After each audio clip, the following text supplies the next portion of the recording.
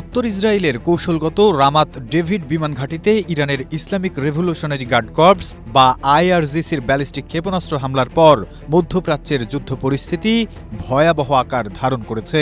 তেহরানের এই বিধ্বংসী অভিযানের পর তেল আবিবও হাত গুটিয়ে বসে থাকেনি, বরং খুব দ্রুততম সময়ের মধ্যেই তারা ইরানে পাল্টা হামলা চালিয়েছে।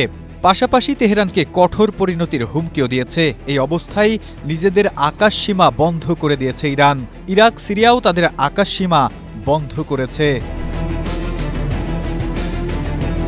ইরান ইসরায়েলের পাল্টাপাল্টি হামলায় মধ্যপ্রাচ্যে নতুন করে আবারও যুদ্ধের কালো মেঘ জমা হতে শুরু করেছে। এদিকে সৌদি আরবের রাজধানী রিয়াদের পার্শ্ববর্তী আল খারজে সম্ভাব্য মিসাইল হামলার সতর্কতা জারি করা হয়েছে। সেখানে দেশটির প্রিন্স সুলতান বিমান ঘাঁটি অবস্থিত। এই ঘাঁটিতে রয়েছে মার্কিন সেনারা। আল খারজের স্থানীয় প্রশাসন সম্ভাব্য হামলার ব্যাপারে সতর্ক করে সাধারণ মানুষকে নিরাপদ আশ্রয়ে থাকার নির্দেশনা দিয়েছে।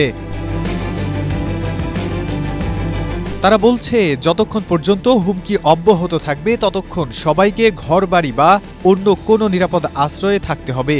গেল ২৮ ফেব্রুয়ারি ইসরায়েল ও যুক্তরাষ্ট্রের যৌথ হামলার পর শুরু হয় যুদ্ধ, যা টানা ৪০ দিন চলে। এরপর পাকিস্তানের মধ্যস্থতায় ৮ এপ্রিল যুদ্ধবিরতি হয়। টানা ২ মাস যুদ্ধ বন্ধ থাকার পর গতকাল রাতে ইরান প্রথমবারের মতো ইসরায়েলকে লক্ষ্য করে মিসাইল ছোড়ে। এরপর ইসরায়েলও পাল্টা হামলা চালিয়েছে। এতে যুদ্ধবিরতি হুমকির মুখে পড়ার পাশাপাশি মধ্যপ্রাচ্যে কি হতে যাচ্ছে তা নিয়ে নতুন শঙ্কা তৈরি হয়েছে। Nasim Uddin, Asia post.